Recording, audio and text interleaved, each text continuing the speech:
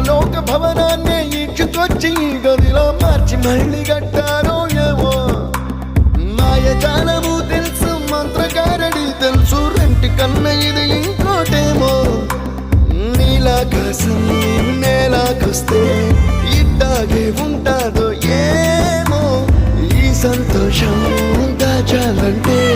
హృదయాలు ఓ వంద కావాలేమో ఇంతందంగా ఉంటుందా